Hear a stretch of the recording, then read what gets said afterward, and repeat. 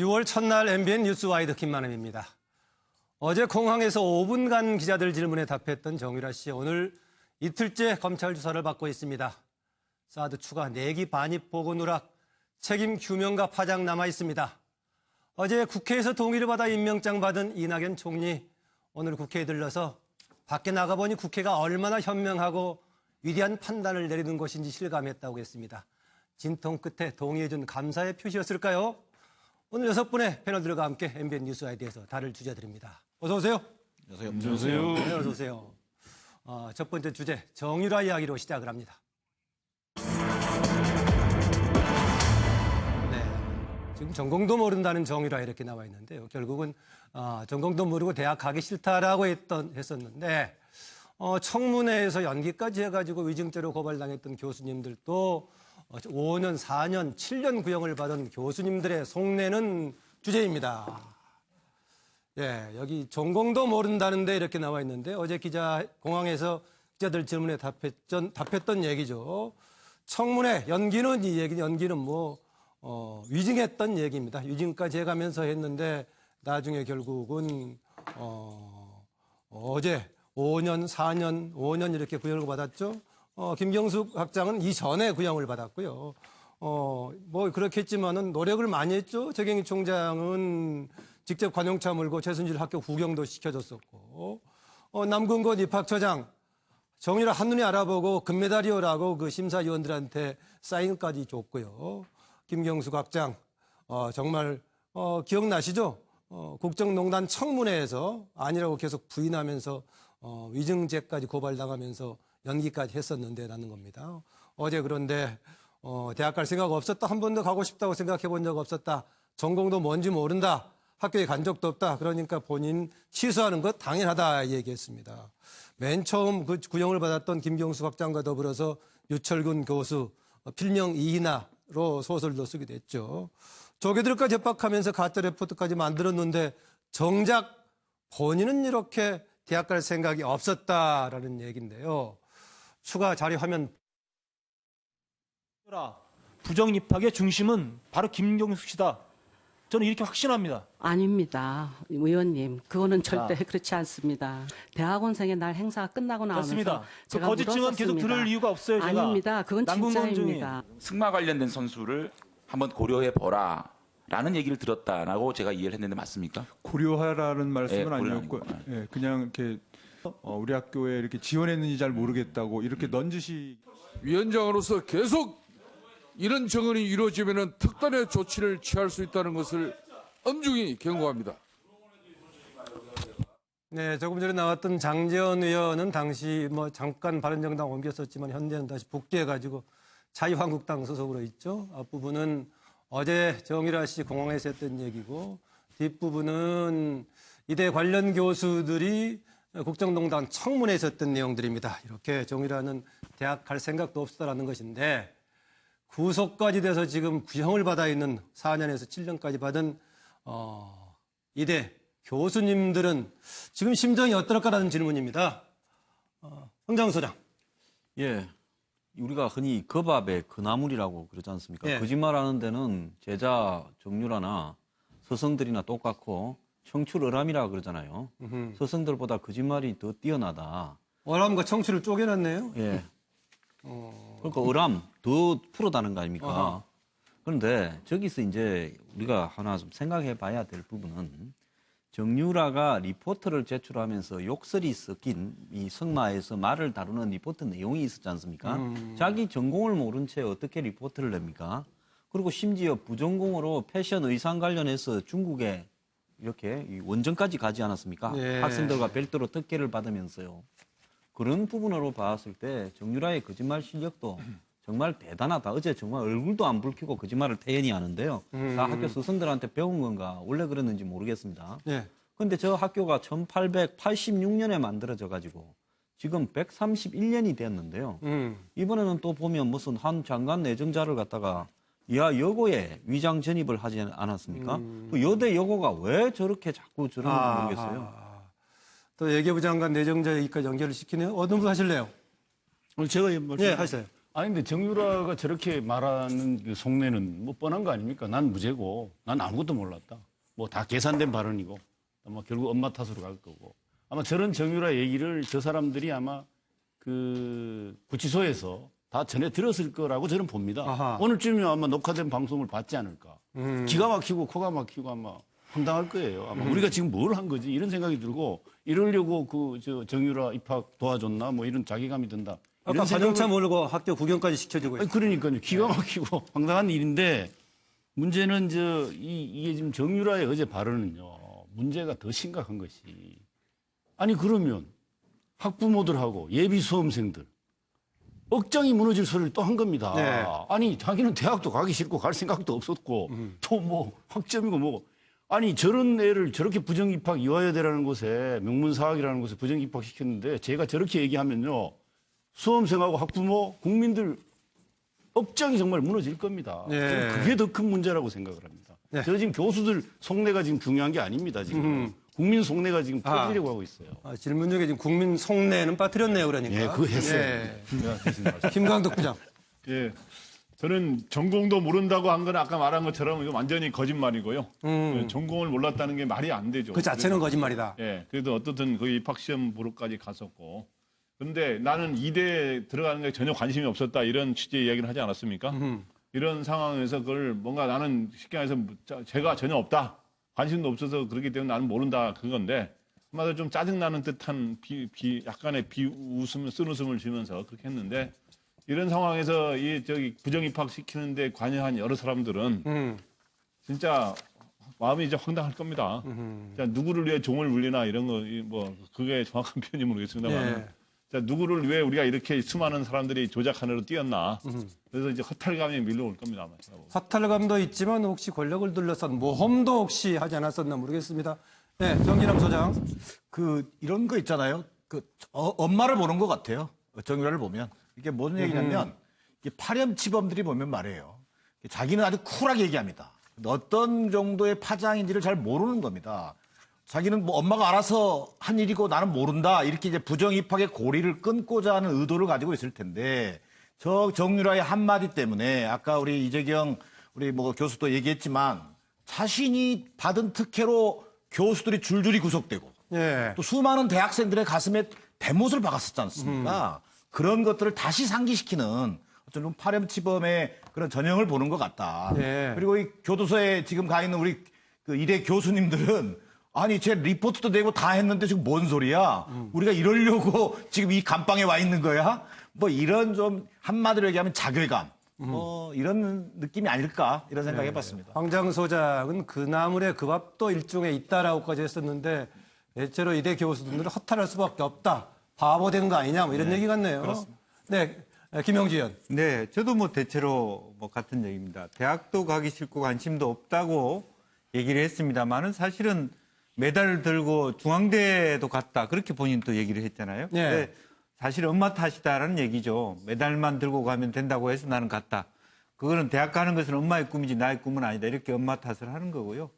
그야말로 교수들이야말로 목숨 걸고 봐준 우리는 뭐냐 이런 생각이 들 수밖에 없을 것 같습니다. 여러 네. 가지 대학으로 입장에서는 지금 여러 가지 특성화라고 하는 관점에 있어서 한두 학생 봐주고 이렇게 특혜를 누리려고 했는데 실제로 그런 것이 너무 이제 결과적으로는 개인들한테도 학교한테도 다 무리가 되고 민폐가 되는 그런 결과가 나왔다고 보여집니다. 예. 네, 서정 변호사는 지금 이제 물론 이제 검사를 했거나 판사를 할 경우는 증거에서 판단해야겠지만은 속내를 봤을 때는 어떻게 보십니까? 저는 이게 전공도 모른다 저 부분은요. 바로 이게 무죄를 주장하기 위한 고도로 계산된 허위 진술이다. 왜냐하면 이게 면접이든 리포트나 여러 가지 보면 전공도 모른다는 말이 안 되거든요. 그럼 이게 전공도 모르고 전혀 관심이 없다면 이게 부정하게 입학할 의도가 없었다. 그래서 이게 무죄를 주장하기 위해서 고도히 계산된 발언이고요. 예. 그다음에 저 부분이 교수들한테는 상당히 형량의 가중 요소로 작용합니다. 왜냐하면 이게 공부를 열심히 하려고 했는데 좀 사정에서 못하는 걸 학점을 올려주면 그것도 이게 업무방해지만 그건 정상 참작이 돼요. 근데 저런 식으로 전혀 부실하게 할 생각이 없는 사람을 억지로 이게 점수를 올려주고 졸업시키는 거 아닙니까? 그럼 여기 그래서 변호인하고 많이 정리를 서로 한 얘기 같습니까? 그렇다 봐야죠. 아. 저는 이게 나중에 노겠지만 상당히 고도로 계산된 예. 발언이라는 거고 상당히 그래서 제가 보기에 법정 최고형 전북에 보면 한 2배 정도씩은 구형이 더 된 것입니다. 예. 실제 보면. 관련된 얘기입니다만은 또 추가적인 질문 하나 드리겠습니다. 어제 그 최순실 씨가 구형을 받기 전에 최후 진술 비슷한 걸 했었는데요. 거기서 여러 가지 얘기를 했습니다. 그중에 한두 개를 발췌해 본다면은 대학, 정유라가 권력과 재력으로 간 게 아니다 이런 얘기를 했었고 정치적인 상황으로 승마를 포기하게 됐다는 얘기인데 그 무슨 말인가 하는 얘기입니다. 지금 자료화면 보고 답을 듣겠습니다. 앞으로 저 유라가 어떤 상황에 처할지에 대해서는 불안해하고 있습니다. 그게 사실이고. 아니 그거에 대해서는 제가 설명하고 싶은데요. 걔가 우승을 하고 안 하고는 우승이 개념이 아니라 1, 2, 3등 점수가 매겨지는 건데 저는 그런 거에 관련한 적도 없고 그것 때문에 계속 얘가 상처를 받고 그냥 그 언론의 그런 압박 때문에 애가 완전히 잘못 나가가지고 걔 인생이 정말 지금 저렇게 될 정도로 저렇게 됐는데 그건 정말 억울한 부분입니다. 제가 무슨 1등도 할 수 1등, 2등이 아니라 점수에 따라서 그게 차이가 나는데 그런 사실 전혀 없습니다. 그때도 이제 정유라 이야기 나올 때마다 흐느끼고 그리고 이번에 역시도 정유라 이야기하면서 흥분하고 그런 것들이 치밀하게 계산된 코스프레라고 할까요? 최순실 역시도 딸 앞에서는 어쩔 수 없구나. 엄마구나. 저는 그게 의도됐다고 저는 보는 거예요. 그 눈물이 악의 눈물이라고 저는 생각을 했고요. 동정심 자극한다 이 말씀이시군요, 한마디로. 네. 성공했지 않습니까? 네, 지금 정유라 관련 얘기 최순실 씨가 했던 얘기부터 이경재 변호사가 했던 얘기, 안민석 의원 관련 얘기 나왔었는데요. 지금 정유라가 사실상 정치적 이유 때문에 상황 때문에 승마도 포기하게 됐다. 대학도 권력과 재력으로 간 게 아니다라고 얘기한 최순실의 의견 보니까 판례를 이재경 교수 먼저 썼어요. 아니 정말 저거는 말인지 막걸리인지 구별이 안 되는 얘기예요. 아니 대학을 그러면 우주의 기운으로 대학을 갔나요 그럼? 아니 권력과 재력으로 우주의 기운은 누가 했던 말인가? 아니 박근혜 전 대통령의 힘으로 안 갔으면 그게 권력이고 또 그동안 쌓아뒀던 돈 가지고 안 했으면 정말 우주의 기운으로 대학 갔다는 얘기밖에 안 되고 또 정치적으로 승마를 포기했다. 이거 그러면 30억짜리 블라디미르하고 그다음에 비타나 퉁가 뭔가 하는 그 말들은 어떻게 되는 겁니까? 이게 정말 말인지 막걸리인지 구별이 안 되고 특히 이게 말은 말입니다. 그 말입니까? 네. 그 말이었습니다. 네. 승마도 포기했다 그러는데 저는요, 우리가 이미 여러 노승일 씨 전 부장의 증언을 통해서도 알 수 있듯이 정유라는 말타기를 그렇게 싫어했습니다.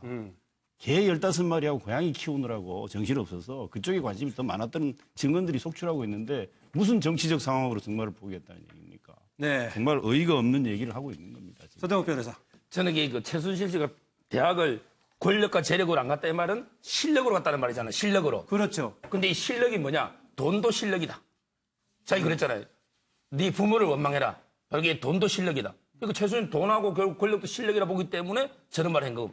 그다음에 두 번째, 정치적 상황을 포기했다는 건 말도 안 되는 아전인수 해석이죠. 정유라 랭킹이 세계 561입니다.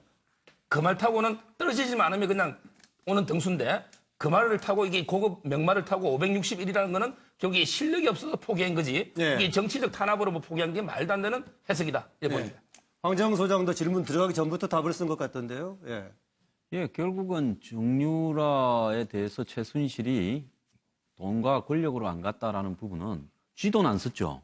쓴 거라고는 선물 이렇게 백화점 쇼핑백 같은데 한 8개 줬다는 거 아닙니까? 대학이 알아서 기었다 했는데 알아서 긴 게 아니라 대학도 대가가 있었지요. 거기와 관련된 교수들이나 학교에 돈을 안 썼지만 권력을 해당돼요. 교육부로부터 받을 수 있는 지원을 이대가 6개를 전부 다 받았고 220억이 넘는 이 용역이라든지 각종 프로젝트 지원을 받았고 저기에 협조한 교수들이나 보직 교수들한테 그 혜택이 갔지요. 그렇기 때문에 돈은 사실은 최순실이 낸 게 아니라 정부가 낸 거죠. 그다음에 정치적 상황으로 승마를 포기했다라고 말하는 거는 이 삼성이 빌려준 말 한 번 탔다가 뇌물되었다라면서 이렇게 이 뇌물죄에 대한 부당한 적용을 갖다가 이야기하는 건데 국가대표 올림픽 지원으로 이렇게 우기는 겁니다. 근데 여기서 이제 하지 않는 말이 그러니까 삼성의 합병에 관련되는 지원의 대가로 결국은 이 최순실이 거기 지원해 주도록 여기저기에 영향력을 행사해서 그 대가로 이렇게 말과 관련된 비용이 제공되었다 하는 부분을 빠뜨리면서 전혀 관계없는 듯이 지금 꼬리를 자르고 있는 부분이죠. 예. 여태까지 최순실이 해왔던 행보의 연장이라 봅니다. 예, 거기에서 권력의 궁극적인 배경은 사실상 작동이 됐다면 박근혜 전 대통령이 되겠죠? 그렇겠죠, 원칙. 당연히요. 예. 김형주 전 의원이요. 예, 좀 뭐 우스갯소리를 좀 해야 되겠습니다. 예. 서울대학을 어떻게 들어갔냐 그랬더니 마을버스 타고 들어갔다. 그런 거하고 비슷한 것 같습니다. 대학 걸어서 들어갔다, 마을버스 들어갔다요. 어떻게 들어갔냐? 권력 재력이 없었는데 관용차 타고 들어갔다. 이렇게 얘기하는 것과 같이 정말 말이 안 되는 것 같고요. 정치적 상황으로 승마도 포기했다. 정말 우리 애가 불쌍하다. 고통을 당했다. 이런 얘기였습니다. 버스비가 없어가지고 택시 타고 갔다. 그렇게 생각할 정도로 이 질문은 정말 우리 국민 모두가 허탈할 수밖에 없는 그런 답변이 아닌가 그렇게 생각이 듭니다. 네, 김광덕 부장. 예, 저는 이제 권력 재력으로 안 갔다 하는 게 시간에서 나의 권력과 재력을 직접 쓴 건 아니다. 예, 그런 뜻으로 하는 건데 왜냐하면 나는 그 실제적인 권력의 지위를 갖고 있지는 않았고 실세로는 통했지만 그 다음에 또 내가 직접 돈을 뭐 수억 갖다 준 거는 아니라는 주장인 것 같아요. 근데 실제로 이화에 대해서는 정부 지원, 아까 저기도 말한 것처럼 정부가 지원하는 여러 가지 프로젝트 이런 걸 수백억 원을 따내고 그 다음에 청와대 권력 이런 걸 의식해서 우리에게 도움이 될 거다 해서 학교 전체 차원에서 총동원돼서 결국에 입학시킨 거 아닌가 그런 상황이고 그 다음에 정치 상황으로 승마를 포기하게 됐다. 여러 가지 하여튼 뭐 작년 상황 이후로 이제 승마를 포기하게 됐다고 하는 사실을 이제 말하면서 그러면서 좀 불쌍하지 않냐? 예. 선처를 호소 또는 강변한 이야기로 보입니다. 네, 정기남 소장은 뭐 이게 뭔 얘기인지라고 썼는데 이게 뭐 한마디로 뭔 얘기예요? 돈으로도 안 보냈다. 권력으로도 안 보냈다. 그럼 실력으로 보냈단 말인가요? 저는 지금 횡설수설하고 있는 거고요. 이제 우리가 이제 분석을 하는 건데 기본적으로 돈 권력을 뛰어넘는 기본적으로 박근혜 권력에 대한 어떤 절대적 신봉이 있었던 거죠. 뭐 그런 것들을 지금 좀 횡설수설하는 식으로 얘기하는 것 같고 이 정치적 상황으로 승마를 포기했다는 것도 뭐 내 딸이 말 한 번 잘못 빌려 탔다가 뭐 신세 이렇게 됐다. 뭐 이런 얘기잖아요, 지금. 네. 결국은 동정심을 유발하고 결국 우리 자기 딸에 대한 어떤 그 선처 이런 것들로 연결시켜 내기 위한 하나의 또 고도의 어떤 그 의도된 진술이다. 저는 이렇게 판단합니다. 그 승마 포기했던 것 관련해 가지고는 박원호 그 승마협회 전무가 뭐 그런 얘기를 했죠. 임신 출산 관련될 때부터 집에서 나가고 뭐 제주도에 출산하고 결국은 독일로 간 배경도 거기에 있었던 것처럼 얘기를 했는데요. 네, 두 번째 주제를 한번 다뤄볼까요?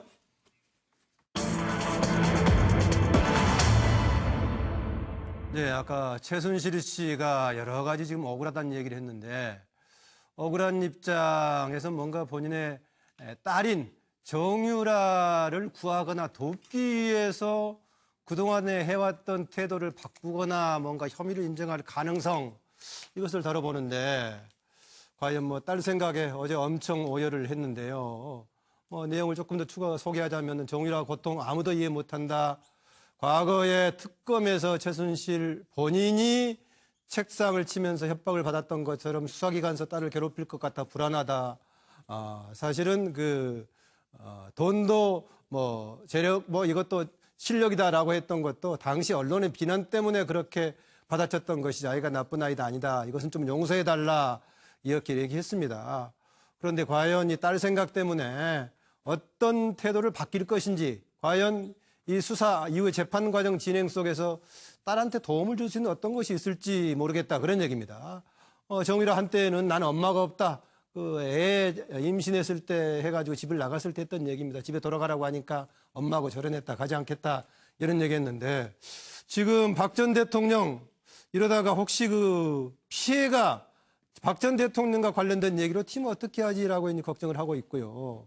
그렇죠? 지금 일단은 남부구치소에 같이 있는데 두 사람 간에 같이 마주칠 일은 없을 것이다. 이렇게 수사기관이라는 법무부 쪽에서는 지금 얘기를 하고 있는데 지금 어떻습니까? 최순실이 딸을 위해서 뭔가 바뀔 수 있는 영역은 어떤 건가라는 질문인데요. 자리하면 보고 답을 듣겠습니다. 사실 독일 오게 된 것도 박원호 전무님께서 저한테 애기 낳고 신경 복잡하고 어머니랑 자꾸 싸우게 되니까 아시다시피 저희 어머니랑 저랑 그거 사인까지 재산 포기각서까지 쓸 정도로 사이가 많이 틀어졌었는데 계속 남자친구가 마음에 안 들다 보니까 계속 문제가 이어졌었어요. 그러다 보니까 어머니랑 아예 대화를 안 하는 사태까지 왔었고 중간에 항상 부모님을 끼고 얘기하는 상황까지 왔었던 거예요. 정유라 선수 좋아. 요즘 동영상 찍고 있습니다. 동영상까지 적어보면 복잡해지니까 하여튼 이 회장님 보셔야 되는데 이게 얼마나 흐뭇하시겠어요. 너무 컸어 용량이. 메일로 보내드릴까요? 변호가 일어나서 나가지는 것이 탔으면 좋겠는데 동기부여가 이제 되겠지. 네, 황장 소장 아까 나오는 목소리 많이 익숙한 것 같은데요? 제가 볼 때 노승일 씨 목소리 비슷한데요. 네, 한 김에 답도 주세요. 네, 저분 오랫동안 속을 많이 감췄네요. 저는 이 최순실이 정유라를 가드로 데려왔다고 봅니다. 버티면 뭐 최장한 2년까지도 버틸 수 있었을 건데 그 뭐 이후 재판소까지 갈 수도 있었을 거라 봅니다. 네. 근데 저렇게 이제 데려온 부분은요. 자신이 지금 쓸 수 있는 카드가 거의 바닥 나가고 있기 때문에 정유라를 예비 카드로 지금 해왔다. 그래서 1심까지는 제가 볼 때 예. 2심에서 형을 선고받을 때까지는 절대로 입장을 바꾸지 않고 현재대로 갈 거고요. 정유라는 최순실의 지시한 입장에 따라서 듀엣으로 똑같이 이제 한 사람이 이야기하다가 예. 똑같은 이야기를 둘이서 이제 노래할 겁니다. 그렇기 때문에 1심에서 최순실이 판단을 해보고 이게 혼자 다 뒤집어 쓰고 또 빠져나갈 사람은 빠져나가고 그다음에 뇌물죄도 빠져나가는 사람이 생기고 또 사면이 거론되는 사람이 나오고 이제 이렇게 되면 그때는 2심에서 최순실이 입장을 바꿀 가능성이 있다. 저는 그렇게 봅니다. 네, 특별히 상황이 바뀐 게 아니고 원래의 계획에 따라서 진행이 되고 있다. 그래서 감성적으로 특별하게 이 순간에 심정이 바뀌기는 아닐 것이다. 이거 진행되는 과정 속에 전략적인 수정은 있을 수 있다. 그런 얘기죠. 네, 김광덕 부장님. 예, 어쨌든 최순실 입장은 딸이 굉장히 안타깝고 딸을 사랑하지만 내 가던 길이 있는데 그걸 되돌아가는 일은 없다. 그런 전략을 갖고 있습니다. 쉽게 해서 가지 않은 길을 다시 가는 그런 일은 없을 것이다. 그래서 지금까지 전면 부인 및 모르쇠 전략을 저는 계속할 거로 보입니다. 네, 뭐 비슷한 입장이네요. 어찌 보면 2판 4판이죠. 네, 김영주 전 의원은요. 예. 지금 이제 괴롭고 또 답답한 부분이 있습니다. 하나는 검찰이 딸을 괴롭힐까 싶어서 좀 엄마로서 네. 그런 안타까운 마음이 든다. 근데 사실 그 내용을 들여다보면 검찰이 딸을 괴롭히게 되면 딸이 의외로 나에 대한 많은 사실을 실토하게 되는 아버지나 또 박근혜 대통령과의 관계에 대해서 그 딸이 나를 괴롭히지 않을까 이런 것이 나를 더 괴롭게 만드는 어쩔 수 없이 결과적으로는 내가 인정하지 않았던 부분을 정유라 때문에 또 인정해야 되는 네. 그런 상황이 오지 않을까 하는 두 가지의 복선적인 어떤 심정이 깔려 있는 것 같습니다. 상황에 따라서 혹시 정유라 때문에 새로운 얘기를 해야 될지도 모르겠다는 얘기인데 정유라는 어제 얘기했을 때는 엄마 일 관련해서는 별로 모르는 것처럼 얘기를 했죠. 그런데 2014년에는 본인이 또 기자회견까지 하려다가 이제 못했던 그런 적도 있는데 정기남 소장. 근데 저희가 좀 이렇게 볼 필요가 있을 것 같아요. 기본적으로 이제 시간을 벌려고 하는데 아마 그 최순실은 이미 박근혜 전 대통령이야 뭐 다 이미 파산한 거나 마찬가지이기 때문에 박근혜 대통령을 도울 일 없고요. 예. 기본적으로 계속 부인으로 일관할 것인데 박 전 대통령은 도울 일 없다. 도울 일 없죠. 최순실 입장에서는 이미 다 끝난 사람인데 오로지 최순실의 관심은 내 딸을 어떻게 하면 좀이라도 좀 선처를 이끌어내고 동정심을 유발해낼 것인가에 나는 온통 관심이 집중돼 있을 것이다. 네. 그리고 대신 딸은 또 거기에 딱 맞춰서 어떻게 모든 책임은 또 엄마에게 네. 최순실에게 돌리는 방식으로 빠져나갈 수도 없겠습니다만 그런 의도가 좀 보인다는 생각이 들고요. 네. 그러나 여기서 우리가 좀 분명히 해야 될 것은 최순실과 정유라는 이게 지금 그 이른바 그 뇌물수수의 공범 관계입니다. 이게 수혜자입니다. 이를테면 삼성의 지원을 받았던 이마 80억, 또 실제 계약 금액은 한 280억까지 됐던 건데 그 수혜자 신분이라는 것, 왜 그 코아 스포츠의 대주주로 최순실, 정유라가 돼 있는 거 아닙니까? 네. 그런 것들을 볼 때 남은 어떤 그 변호사 고액 수임료라든지 또 국외 도피 재산, 네. 또 뭐 이런 것들에 대한 철저한 검찰 수사를 통해서 이 최순실과 정유라의 이런 관계를 깨고 새로운 어떤 국정농단 수사의 제 3라운드를 끌어내릴 수 있을 거냐 없을 거냐. 예. 그게 검찰한테 주어진 과제다. 뭐 그런 생각이 들었습니다. 네, 정기남 소장은 최순실 씨가 박 전 대통령의 권력이 끝났기 때문에 뭐 신경 쓸 일 없다. 신경 쓴다면 정의라만 신경 쓴다라는 것인데 서정욱 변호사도 그렇게 보세요? 예, 저는 이게 항상 말하지만 박근혜 대통령이든 최순실이든 범죄를 인정할 가능성은 제로다. 아하. 왜 제로냐? 이게 장시호하고 틀립니다. 장시호하고 최순실은 이해관계가 대립해요.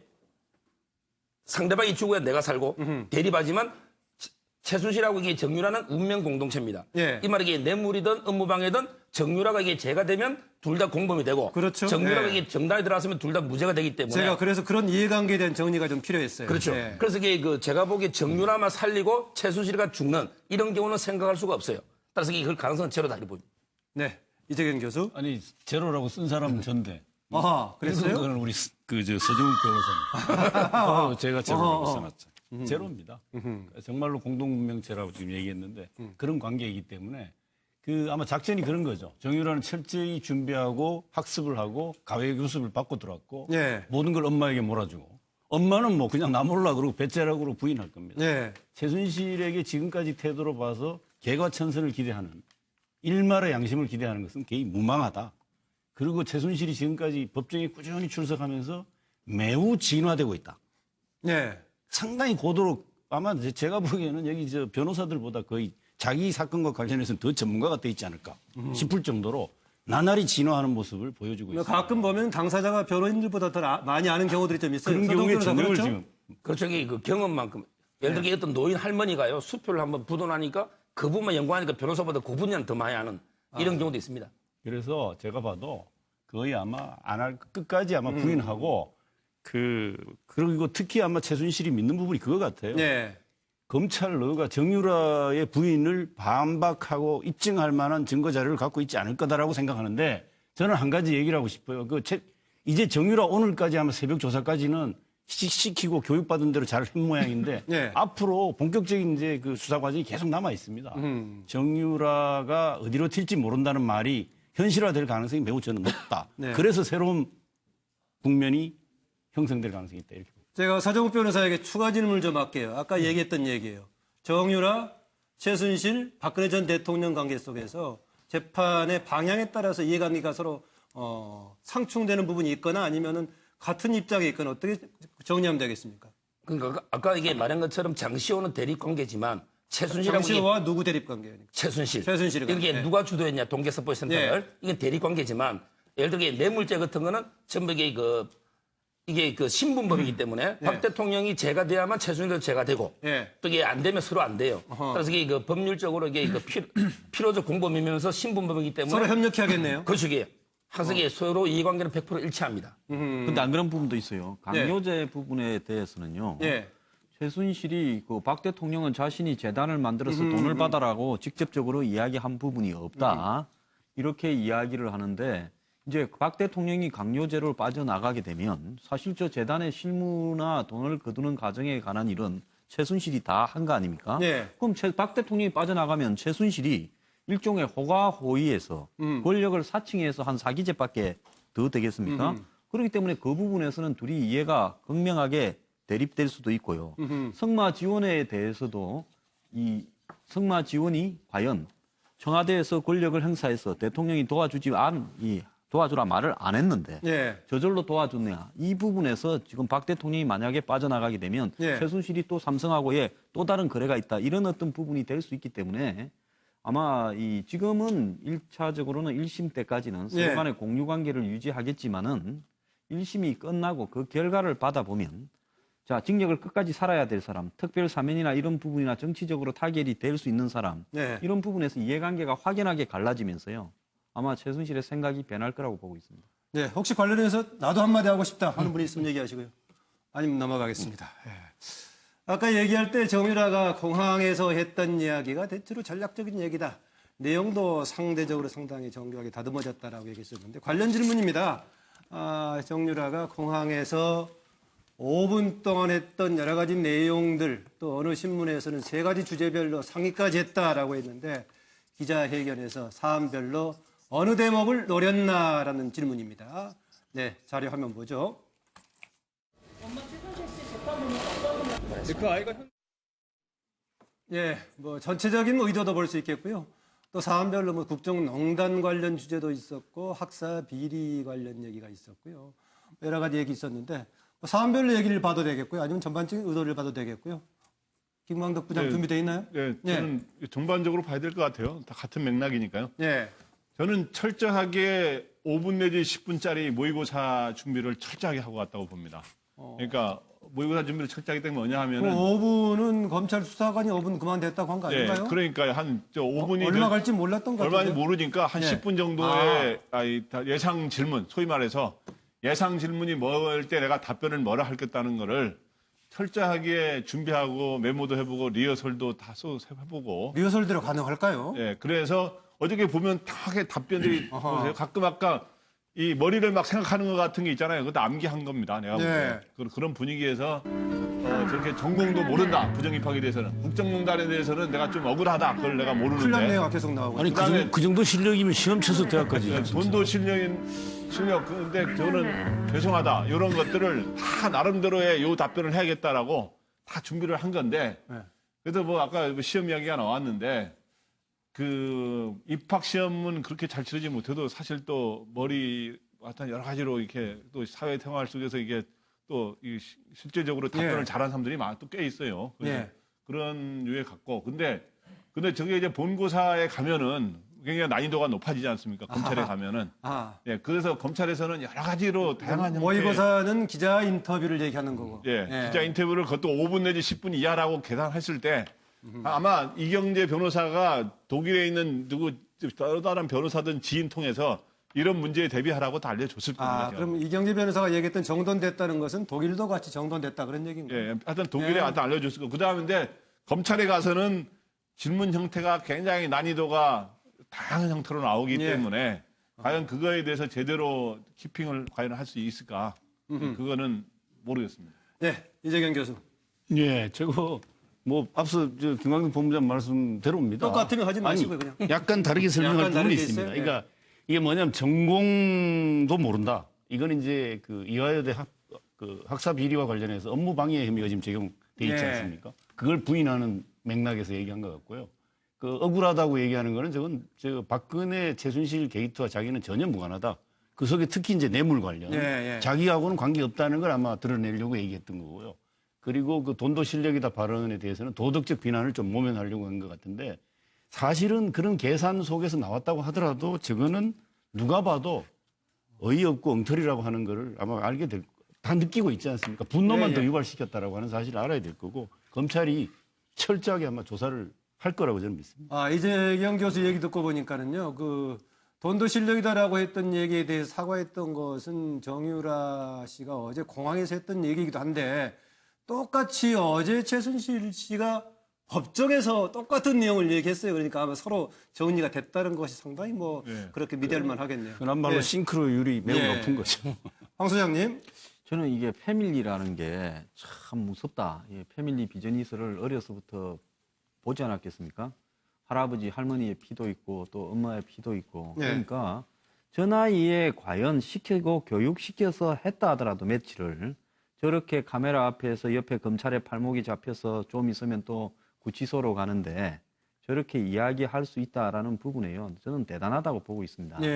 우리가 흔히 이런 이야기를 하죠. 길에 가다 보니까 줄이 하나 있어서 들고 주워서 집에 왔다 보니까 뒤에 소가 하나 있더라.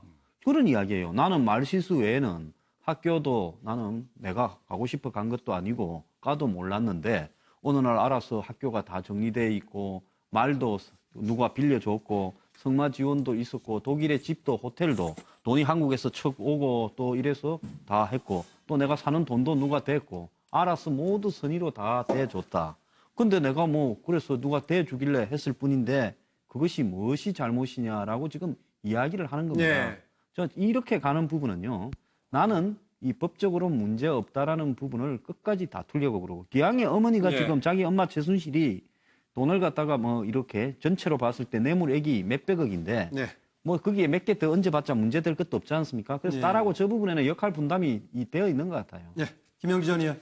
예, 뭐 대동소이한 얘기였습니다만 어쨌든 그 엄마 탓 그리고 돈도 실력이다 이런 부분은 내가 어려서 그랬다 이렇게 얘기를 하면서 결국 그랬기 때문에 내가 한 것은 아니다 억울하다 이렇게 정리하는 것 같습니다. 이건 예. 어제도 뭐 인터뷰 속에서도 잘 짜여졌다라고 얘기한 부분은 아이가 언제 들어오냐 하는 질문에 대해서 정유라 씨가 이렇게 얘기해요. 말을 하려다가 이것은 말을 안 할게요. 이렇게 하는 것에서 아마 드러난 부분이 있습니다. 아, 말을 하려도 안 했나요? 예. 어허. 어제 자세히 들여다보면 그래서 이것은 제가 밝히기 싫다. 이렇게 얘기한 것은 어떤 부분은 설명을 하고 어떤 부분은 말을 안 하는 게 좋다라고 하는 것이 거의 자연스럽게 넘어갔지만 드러나는 장면이 있었다. 저는 그렇게 보여집니다. 네, 정기남 수장.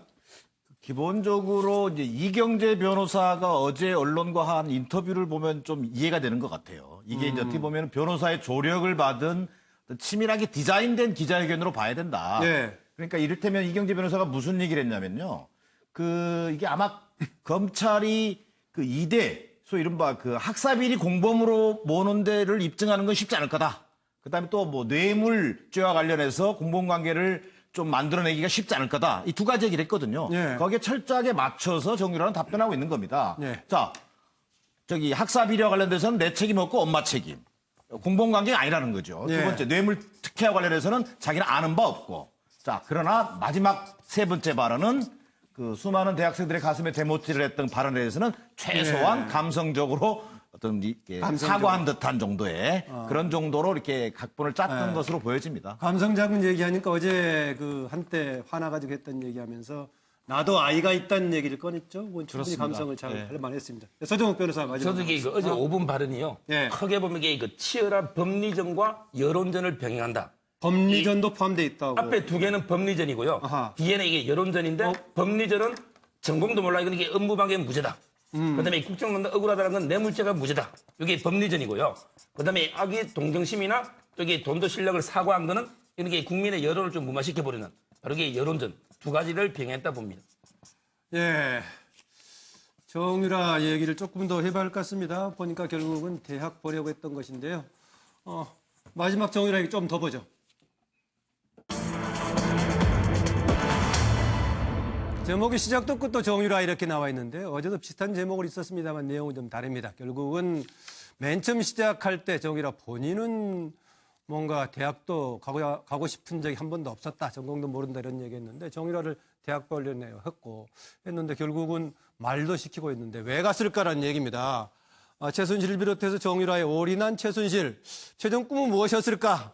어제 퍼즐 얘기가 나왔어요. 물론 그 퍼즐은 이것을 두고 한 얘기가 아니었습니다만은 그 최종 꿈을 이런 분 저런 사람들이 뭐 계속 얘기를 해왔는데 과연 뭐였을까라고 해본다면은 일단 말을 타가지고는 국가대표가 됐고 거기서 금메달까지 땄고 이대 입학까지 갔죠. 이 과정이 이제 최근에 지난해 국정농단이 불거지면서 다른 것이 잘리게 됐었는데 아까 정치적인 지금 이유 때문에 말을 못하게 됐다 이렇게 하고 있는데요. 안민석 의원, 국정농단 관련해서 특히 정유라, 장시호 관련해서 집요하게 추적을 하고 있는데 안민석 의원은 본인은 최순실 씨가 딸 정유라를 나중에는 결국 IOC 의원 만들려고 했었다라는 겁니다. 뭐 마찬가지로 국회의원도 만들려고 했다는 얘기인데 이것은 뭐 확인된 바는 아니고 여러 가지 주변에서 들은 얘기를 가지고 이제 퍼즐을 그렇게 맞춰보고자 하는 겁니다. 예, 자료 화면도 보고 답을 듣기로 하죠. 최순실이 정유라를 비례대표 국회의원으로까지 만들려고 이대에 입학시키려 했다. 이건 저는 처음 듣는 얘기인데 이건 무슨 얘기입니까? 박태환 선수를 올림픽 출전을 방해하지 않았습니까? 그런 의혹이 있죠. 예. 그래서 왜 그럴까를 추적을 하면서 예. 박태환 선수도 만나고 주위 분들을 만나면서 맞춘 퍼즐이 예. 2010년 올림픽 출전 이후에 IOC 위원 도전한다는 이제 그런 퍼즐들에 상당히 맞춰냈고요. 뭐 분명히 최순실은 말도 안 되는 소리라고 부인을 할 것입니다. 예. 박태환 선수를 왜 그렇게 올림픽 출전하지 못하게 했는지 예. 그 역시도 저는 최순실 씨가 이야기를 국민들에게 한번 해봤으면 좋겠습니다. 예. 우리 김종 차관께서 리우 올림픽을 앞둔 지난 5월 25일 서울 한 식당에서 박태환 선수에게 출전을 하지 마라라고 종용했다는 그런 보도 혹시 보셨나요? 예, 알고 있습니다. 그때 상황은 어떻게 된 건가요? 그때 박태환 측에서 먼저 만나자고 연락이 왔습니다. 그래서 만났는데 박태환 측에서 리오 올림픽을 보내달라고 얘기를 했습니다. 근데 제가 그 입장이 아니라고 얘기를 하면서 만약에 가지 못했을 경우에 해줄 수 있는 게 뭔가에 대해서 설명드렸는데 박태환 선수가 좀 그쪽에 잘못 받아들인 것 같습니다. 죄송스럽게 생각합니다. 근데 만약에 그 당시에 제가 박태환 선수를 보내준다고 얘기하게 되면은 정부가 IOC 헌장을 위배하게 되는 겁니다. 그렇기 때문에 그거는 더 큰 문제가 일어날 수 있다고 생각될 수 있습니다. 그 박태환 선수를 못 보내면 못 보낸다고 얘기만 하면 되지 안 갔을 때 해줄 수 있는 얘기까지 할 필요가 있었나요? 저는 독려하는 차원에서 그렇게 말씀을 드렸는데 좀 제 표현이 잘못돼서 죄송스럽게 생각합니다. 그리고 들어가기 전에 의원들한테 제가 최순실을 한번 울려보겠다. 그렇습니까? 한 번에 그냥 울었어요. 어떻게 그래요? 하셨어요? 어떤 질문을 드렸길래? 딸하고 손자하고 누가 더 보고 싶습니까? 이렇게 질문을 했어요. 예. 그냥 울더라고요. 계속 그 손자하고 딸 얘기 나오고 그리고 또 이제 마스크로 눈물을 닦으면서 이렇게 했는데 박태환 못 나가게 하고 IOC 위원으로 딸을 만들려고 한 거 아니냐. 이게 바로 반발을 하면서 누가 그런 소리를 하냐고.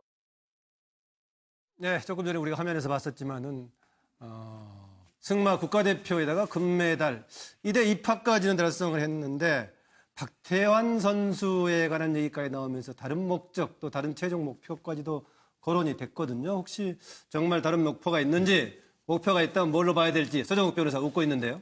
저는 이게 그 국회의원 이런 거는 좀 오버한 거고요. 오버한 것. 제가 보기에 아시안 게임 금메달 따면요, 이게 올림픽은 놀이잖아요. 올림픽 금메달이나 IOC 위원까지는 꿈을 꾼 것 같아요.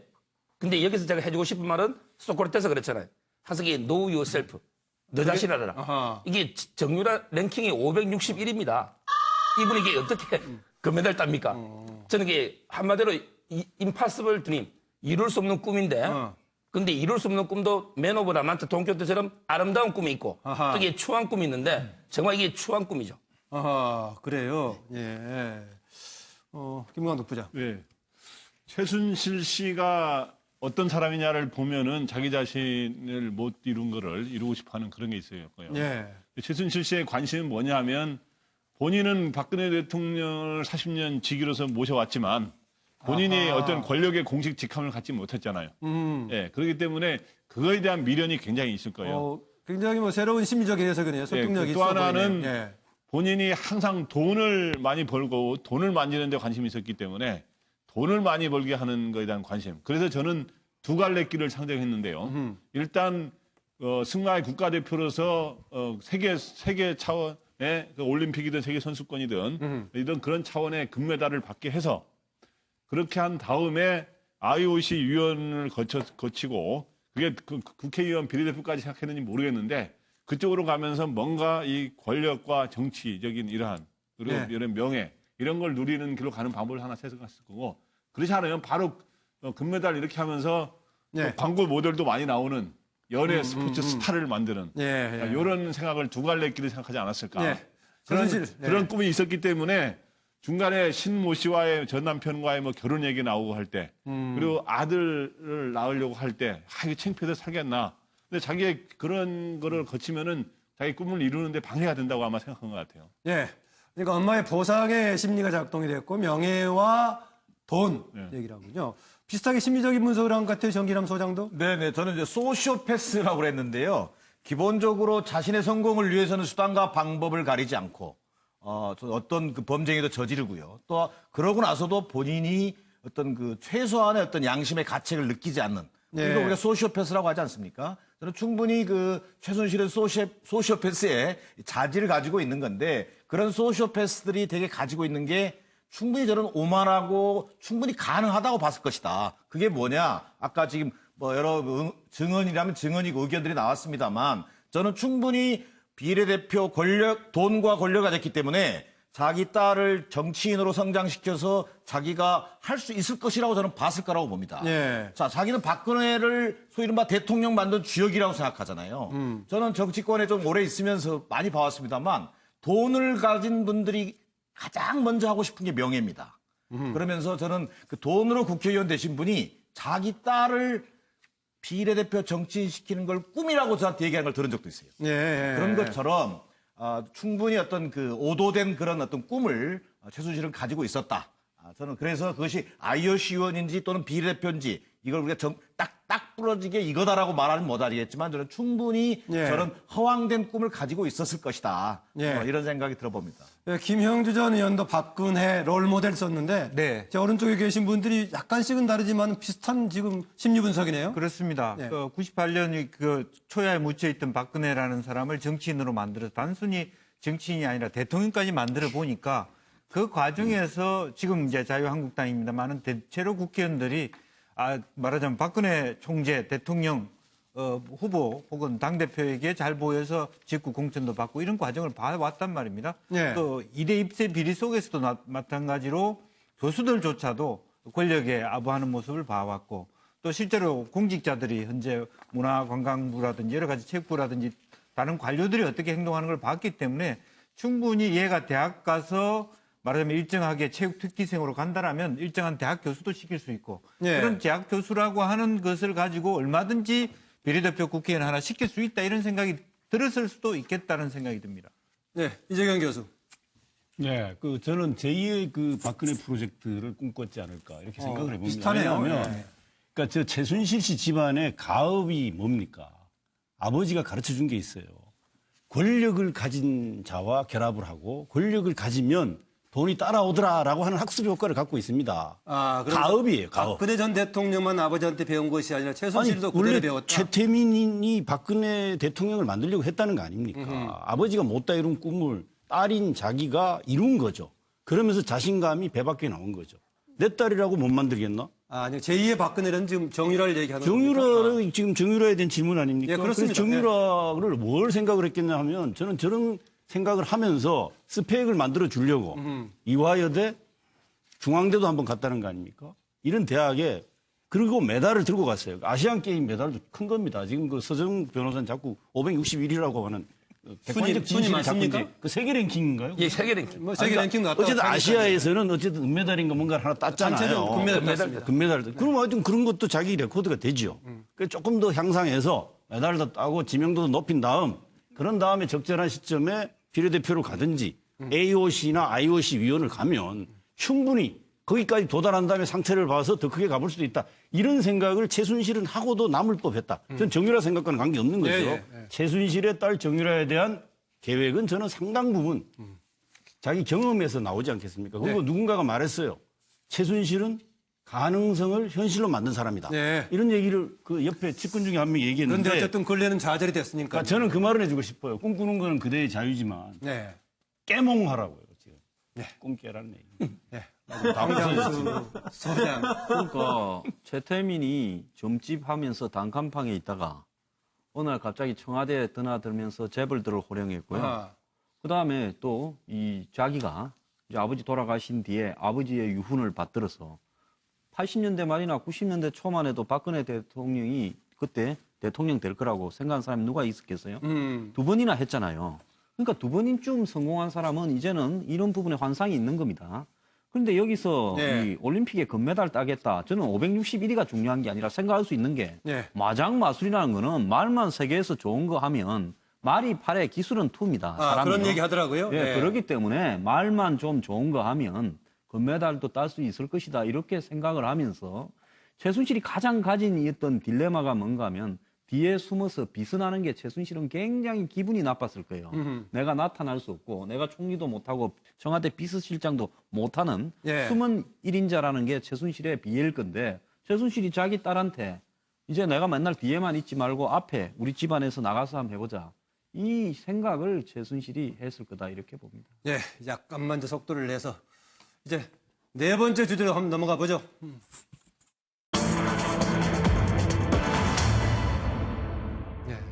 지금 40년 지기 박근혜 최순실의 똑같이 나쁜 사람이라고 써 있는데요. 그 얘기는 이런 얘기입니다. 제목이 지금 박 전 대통령 최순실 싱크로율 100%의 비결 이런 얘기 있는데, 나쁜 사람이라는 단어를 두 사람이 똑같이 썼다는 얘기입니다. 이거 지금 마리오네트 뭐 지금 최순실이 조정하는 것처럼 나와 있는데, 한때 그 뉴욕타임즈 그때 만평에는 보니까 머릿속에 박 전 대통령 머릿속에 최순실이 들어있는 만평이 나온 적도 있었습니다만은 지금 여기 지금 이제 그림을 최순실이 마리오네트 조정하는 것처럼 나왔습니다. 나쁜 사람 얘기는 그렇습니다.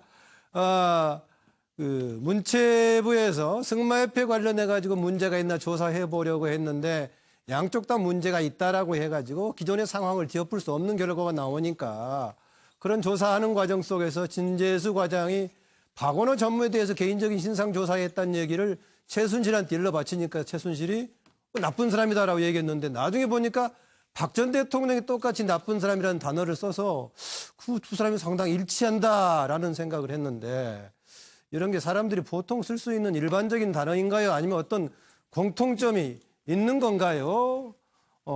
이 내용 지금 역시 자료 화면 보고 패널들 얘기 듣겠습니다. 박근혜 대통령이 나쁜 사람이라고 이라고 찍혔죠. 예, 그렇게 알고 있습니다. 왜 그랬습니까? 왜 찍혔습니까? 왜 나쁜 사람이 됐어요? 승마협회 관련 상황을 보고를 하고 그 보고서가 아마 마음에 들지 않았다고 그렇게 알고 있습니다. 지금 심정이 어떠세요? 뭐 사실 공무원으로서 대통령한테 지적을 받는다는 것은 상당히 견디기 힘든 상황이었습니다.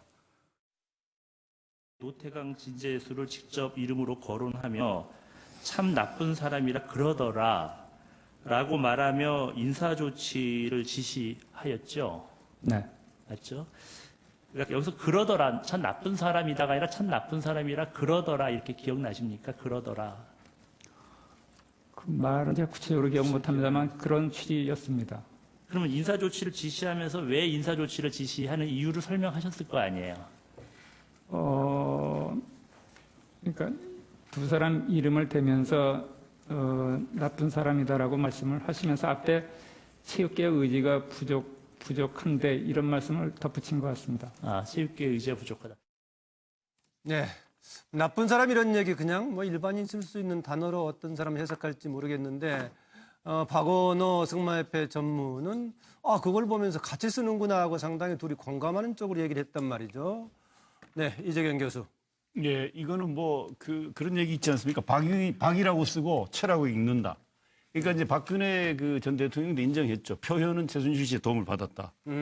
그 정호성 전 비서관이 법정에서 얘기한 것 중에 기억나는 대목이 그 느닷없이 국정 운영 4대 지표 중에 경제 부흥이라는 시대에 약간 뒤떨어진 용어, 예. 사회성이 약간 동떨어져 있는 1970년대 그 박정희 전 대통령이 즐겨 쓰던 민족 중흥 그런 얘기를 또 썼다는 거죠. 최순실이가 그걸 쓰라 그래갖고 정호성이 그 박 전 대통령한테 얘기했더니 그거 좋은 표현이라고 얘기했다는 거 아닙니까? 예. 그래서 이 표현 나쁜 사람 그리고 더군다나 박근혜 전 대통령은 우리가 알다시피 혼밥을 하신 분 아닙니까?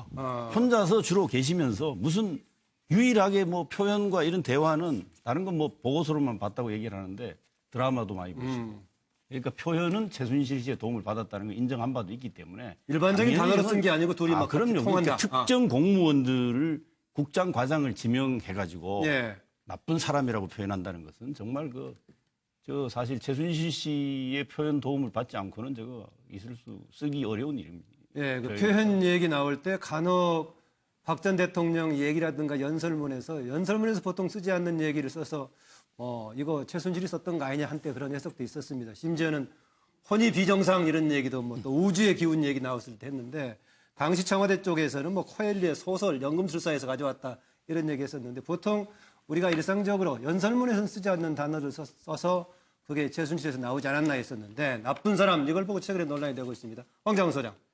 저는 그때 이 TV에 그 박 대통령이 신년 간담회를 한 3년 전인가 하고 있었는데 회식을 네.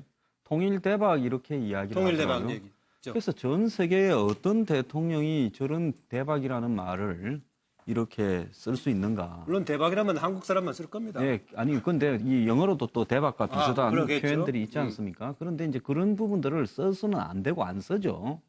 그래서 이제 대통령이 통일대박하니까 은행들이 통일대박 기원 통장을 만들었는데 지금 그 상품을 다 없애고 있대요. 정권이 바뀌니까. 그만큼 영향을 미쳤는데. 아, 통장을 만들었어요? 예, 은행들이 통일대박 기원 통장. 예. 처음 알았죠. 그래서 이런 어떤 부분에서 저는 이 최순실이 박근혜 대통령이 전 대통령이 대통령 되기 전에 십몇 년을 이 일종의 세자가 이 왕의 국왕 수업을 받는 것처럼 예. 지속적으로 교육을 갖다가 주관해 오면서 박 대통령의 사고와 용어 체계에 영향력을 미쳤다고 봅니다. 예. 그러다 보니까 박 대통령이 쓰는 용어가 굉장히 제한적이었잖아요. 그런 제한적 용어의 대부분이 최순실의 영향력이 매우 강했다. 그래서 사고 용어 공동체 관계다. 이렇게 보고 있습니다. 사고 영어 공동체라는 말을 만들어줬네요. 정기남 소장. 저는 두 가지를 떠올렸는데요. 이 정치권에서 박근혜 대통령을 이제 수첩공주라고 우리가 별명을 붙여줬잖아요. 뭐 그때 수첩공주라고 명명하신 분은 이번에 뭐 장관 내정자가 되셨던데. 아하. 저는 김현미 의원이 만들었던 그렇죠, 걸? 그렇죠. 수첩공주라는 그 워딩을 처음 만들어낸 게 김현미 지금 이제 국토부 장관 내정자인데 저는 이제 박근혜 대통령이 기본적으로 지금 그 노태강, 진재수 이 두 국가장들한테 예. 국가장들이 올린 보고서가 체육계 비리에 대한 어찌 보면은 이제 어떤 균형된 보고서가 올라간 거잖아요. 예. 그런 것들을 파악할 수 있는 대면 보고를 절대적으로 싫어했지 않습니까? 대면 보고를 하지 않는 그런 그 수첩공주의 진면목을 보여준 것이 결국 자기가 들을 수 있는 얘기는 최순실한테 들었던 나쁜 사람이라더라. 예. 이 한마디로밖에는 설명할 수 없는 그것은 다른 말로 하면 최순실과 박근혜는 정서적 공동체에 있기 때문에 예. 그 말을 그대로 전달하는 역할밖에 할 수밖에 없지 않았는가 뭐 이런 생각이 들었습니다. 쓰기는 정신적 공동체라고 썼습니다. 정신적 공동체나 정서적 공동체나 그동안에 비슷한 것 같았어요. 예, 그동안에 경제 공동체 얘기만 나왔었는데 네네. 오늘 보니까 우리 패널들이 황장 소장이 사고, 용어 공동체, 정신적 공동체 얘기가 나왔네요. 김영주 전 의원. 예, 뭐 저는 이제 내가 진짜 숨어 있는 연설 비서관이다 이렇게 썼습니다. 진짜 연설 비서관. 예, 실제로 뭐 연설 비서관이 있을 수 있겠습니다만은 어쨌든 정호성 비서관이 일정 정도 어떤 일정이라든지 내용들을 최순실한테 갖다 주면 뭐 매주 일요일 날 저녁에 오후에 들어와서 같이 회의도 하고 정리도 하고 이러면서 실제적으로 그런 용어에 대해서 고쳐주는 이런 과정들이 반복되어 있지 않느냐 생각이 들고요. 아까 이미 나왔습니다만은 통일 대박론이라든지 여러 가지 어떤 개념에 대해서 또 이런 용어에 대해서 아마 최순실이 지시하는 부분에 대해서 상당한 박근혜 전 대통령이 신뢰를 갖고 있었던 것 같습니다. 네, 김광석 본부장.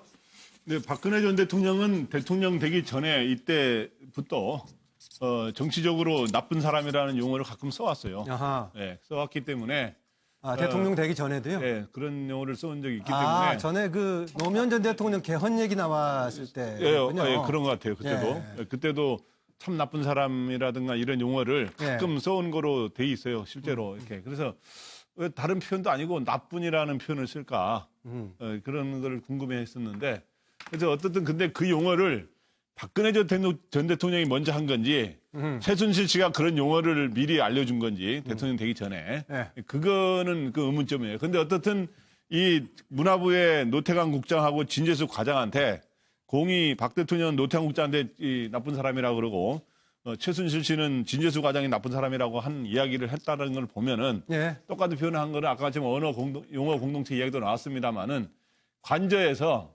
유라가 뭐 이렇게 하는데 지금 문체부에서 협력이 잘 안 된다 하면서 한번 그 사람들 나쁜 사람이네라는 말을 관저에서 대화를 한번 나누는 게 있다는 거를 저는 보여준다고 봅니다. 네, 서정욱 변호사.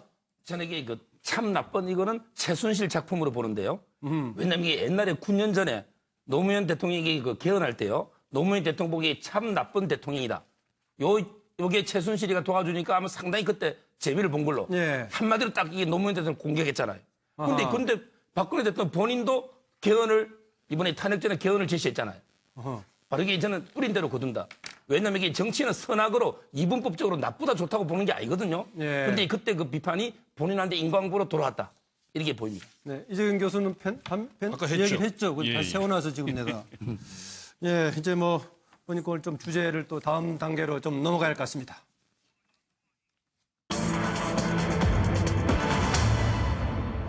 바로 지금 계속 논의가 되고 있는 지금 사드 보고 누락 관련 문제입니다. 했는데 계속해서 시작부터 나왔던 얘기지만은 청와대 쪽에서라든가 여당 쪽에서 지금 얘기하는 것이 절차적 정당성 문제를 얘기하고 있습니다. 그렇죠? 문재인 대통령도 강조하고 있고요. 이런 가운데 어쨌든 간에 절차적 정당성을 강조하면서 했던 사드 조사 지시의 의도는 무엇인가라는 겁니다. 아시겠지만은 지금 청와대에서는 그렇게 공개적으로 브리핑을 했습니다. 국방부가 고의로 보고한 것으로 보고를 누락한 것을 확인했다. 해가지고 지금 김관진, 한민구 조사 과정이 있고 또 황교안 전 대행도 지금 조사 가능성이 있다고 하고 있습니다. 조사 과정인데 한민구 장관은 지금 해외로 출장은 일시 나갔다는데 돌아와서 조사를 할 거예요. 그런데 지금 조사 지시를 왜 했을까 여러 가지가 내용들이 있는데 사안이 많이 걸려 있습니다. 기본적으로 안 했던 이유도 되겠고 그 다음에 초안에 있던 내용이 빠졌는데 왜 빠졌을까? 이게 의도가 있다. 이렇게 지금 해석을 하고 있는 것 같은데요. 누구까지 조사를 하고 있을까? 근데 현재 당장은 우리가 얘기하는 수사 형태의 조사는 아니고 구두로 물어보는 정도의 조사라고 얘기를 하고 있습니다. 김관진, 한민구 두 사람에 대해서는요. 지금 추가로 나머지 윤병세 외교부 장관도 지금 대상으로 얘기를 하고 있죠. NSC 멤버 다른 사람도 있고. 그 다음에 당시 이게 총책임자였던 황교안 전 총리, 대통령 대응을 했던 황교안 총리 쪽 하기 때문에 결과적으로 박근혜 전 정부 후반기 나중에 직무가 정지돼 있을 시기에 있었던 외교 안보 라인 전체에 대한 조사로 이어지지 않을까 좀 그렇게 보였는데 마침 지금 이제 미국의 의원이 국내에 방문을 했을 때 이 관련 논의를 문재인 대통령이 얘기를 했습니다. 혹시 이 사드 문제가 외교 관계에 불거지지 않을까 이런 우려도 했던 모양입니다. 그래서 사드 관련해서 국제적인 기존 결정은 존중하는데 지금 우리 국내에서 논의가 되고 있는 것은 국내에서의 논의의 문제다. 지금 또 이것은 우리의 사드의 환경평가라든가 여러 가지 과정이 있기 때문에 미국에서는 그거를 이해해달라라는 얘기인데 질문이 그런 내용입니다. 왜 절차적 정당성과 이게 국내의 여러 가지 절차를 문제를 따지는 문제다라는 점을 강조하는 의도는 무엇인가라는 얘기인데요. 조금 더 자료 화면을 보면서 준비를 하죠. 나는 이 절차적 정당성을 밟아야 한다는 것이며 이것을 위해 시간이 조금 더 걸리더라도 미국이 이해해 주어야 한다고 생각한다.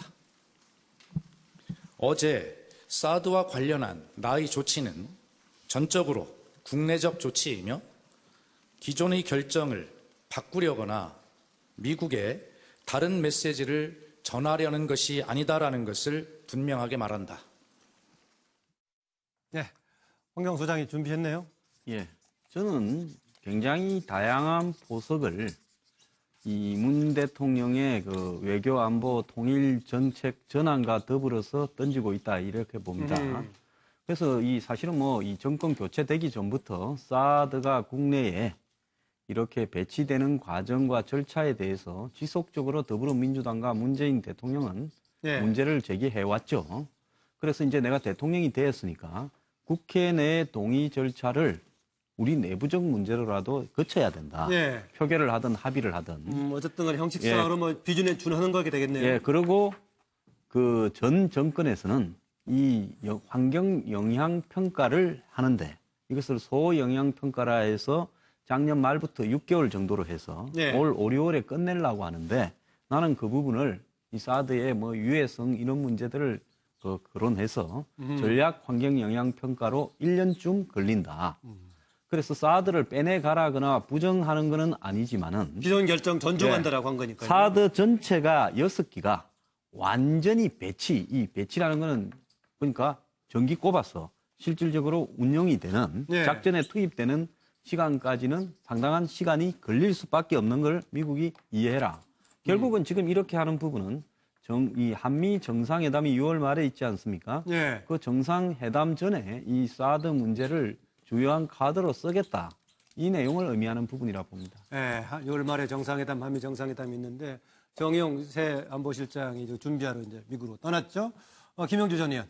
예. 어쨌든 새로운 정부는 촛불 정신 그리고 국민 주권주의라고 하는 새로운 어젠다를 시대 정신을 갖고 있습니다. 국민 주권 시대에서의 문제는 안보적인 측면에서라도 절차적 정당성을 확보해야 된다. 앞서 말한 대로 국회의 비준과 또 환경영향평가를 제대로 받는 국민들에게 투명하게 공개될 필요가 있다. 왜냐하면 사드라고 하는 이 무기 자체가 후보 때도 얘기했습니다만은 이렇게 한정이 되어 있는 방어용 무기입니다. 이게 능사가 아니기 때문에 네. 절차적 정당성은 필요하다고 보는 것이고 이런 과정이 있어야만 말하자면 국민에게 사드가 배치되든 안 배치되든 어떤 말하자면 동의를 얻을 수 있다. 이렇게 보는 것 같습니다. 네, 대외적인 국민 주권을 지금 강화하는 그런 과정으로 해석을 하고 있군요. 네, 정기남 소장. 기본적으로 이게 이제 문재인 대통령의 그 의도는 아마 국민적 동의를 얻어가기 위한 뭐 그런 어떤 뭐 목적이 있을 것 같아요. 아까 황상 소장이 했던 포석이 들어있다고. 그렇습니다. 그런데도 불구하고 이게 사드 조치로 일을 좀 키워놔가지고 이게 국내 조치라고 좀 다시 수습하는 또 그런 딜레마에 빠진 것 같다. 이미 이 사드 문제가 사실 국내 이슈가 아니라 국제적 이슈지 않습니까? 그런 과정에서 지금 이미 중국 정부라든지 미국 정부에서도 뭐 대변인 논평이 나오고 있잖아요. 이게 단순히 은폐 보고 누락 뭐 이런 어떤 국내적 이슈에서 이미 벌써 월경해서 국제적 이슈로 넘어가고 있다. 그럼 접히려고 하도 접힐 수 없다는 겁니까? 저는 이게 상당히 수습하는데 좀 약간 지혜가 필요한 시점이 됐다. 이미 이제 한미 정상회담을 앞두고 있는데 6월 한미 정상회담 이전에 어떤 국민적 동의를 갖고 민주적 절차적 정당성을 강조하면서 아마 미국의 양해를 구하고 한미 관계에는 큰 이상은 없을 것이다 라는 신호를 보내지만 그 자체가 이미 중국 정부 들어서고 있고 또 예를 들면 또 미국 정부에서도 벌써 사드 배치 여러 가지 옵션 중에 하나다라는 얘기까지 나오고 있는 상황이지 않습니까? 그래서 이게 원래 목적은 상당히 순수하게 뭐 접근했는지는 모르겠습니다만 이게 국내 이슈가 아니라 벌써 이미 국제적 이슈로 전환되면서 이것을 어떻게 수습하느냐가 문재인 정부의 외교안보 이슈에 있어서 아마 첫 번째 시험대가 될 것 같다. 이런 생각을 해봤습니다. 서정욱 변호사가 왜 미소를 띠고 있어요? 아니고요. 저는 이게 사드 전문가가 아니라 가지고 제 생각을 적어봤는데. 그 의견도 좋습니다. 저는 이게 박 대통령 때까지 사드 정책은 써리노, 저는 써리노를 읽어요. 아마 이게 문재인 대통령은 삼노라고 읽거든요. 삼노. 그때는 이게 요청도 없고 협의도 없고 결정도 없는 엄격한 게 비밀주의로 갔다. 그러나 이게 잘못돼서 문재인 대통령 그게 아니고 정말 이게 사드는 국가 국민적으로 중요하기 때문에 알 권리 차원에서 이제 이게 투명하고 뭔가 이게 적법 절차를 거치자. 따라서 이게 환경영 평가든 국회 논의든 이게 아마 이게 대통령의 뜻이 아닌가 이렇게 보입니다. 네, 이재경 교수. 네, 이거 아마 국내적 조치라고 말을 한 것은 기본적으로 미국과 중국에서 오해를 하지 않기를 바라는 외교적으로 의미 있는 또 표현이었다라고 보여지고요. 근데 우리가 좀 알아야 될 게 미국 국방부가 제프 데이비스가 자기들은 투명했다 이렇게 얘기를 한 건요. very transparent라는 표현을 썼던데 그것은 제가 보기에는 우리를 향하는 것보다는 미국 내부의 자기들의 이제 절차적 정당성, 미국 입장에서는 그럴 수 있어요. 그리고 특히 저는 미국의 트럼프도 사실은 미국 국방부가 그 이전에 추진한 부분에 대해서 정확하게 파악하는 문제에 있어서 투명성을 아마 염두에 두고 저는 국방부가 미 국방부는 그런 의미를 좀 아마 갖고 얘기했을 거다. 이렇게 좀 보여지고요. 그다음 두 번째는 저는 이제 아무래도 군의 군기를 다잡는 그런 측면의 그 의미도 좀 있고 그리고 국내적으로 굉장히 이게 중요한 부분이 논란이 됐던 부분 좀 민주적 절차적 정당성이라고 하는 부분을 밟아 나가겠다. 예를 들면 이제 국회와의 관계 속에서 국민들이 알 수 있도록 그래야 그게 진짜 안보가 된다. 국민들이 신뢰하지 못하는 안보, 그러니까 뭐 군 수뇌부가 그 생각하는 안보는 안보가 아니지 않습니까? 국민들이 믿는 안보가 중요하고 저는 이게 이 문제를 다루는 데 있어서 굉장히 중요한 부분이 있다고 봅니다. 본질은요, 핵심적인 본질은 이거를 보고를 누락을 하고 의도적으로 보고를 하지 않았다는 데 맞춰져야지 이 내용을 일부 언론에서 뭐 사전에 알았느냐 몰랐느냐 언론에 보도했지 않느냐 아니 국정 운영을 언론 보도를 보고 합니까? 그런 건 아니지 않습니까? 그리고 정확하게 인수인계해야 될 시기에 인수인계를 하지 않았다라고 하는 부분은 군기문란이고 나아가서 국기문란의 성격이 있기 때문에 이걸 바로잡는 데 초점을 맞춰야 된다. 저는 이제 그런 차원을 좀 강조합니다. 김강덕 부장 얘기 안 했죠? 일단은 저는 이제 답을 요구하자면 국내적 조치라고 말하는 거는 이미 이 문제가 미국과 중국을 비롯한 동북아의 양강 국가, 해계문이 경쟁을 벌이는 두 나라가 끼어들면서 국제 쟁점화가 됐기 때문에 그걸 진화 작업을 하려고 이제 국내적 조치라고 이야기하고 있는데 저는 국내적 조치라고 하는 것도 바람직한 표현은 아니라고 봅니다. 오히려 정부 내의 조치다.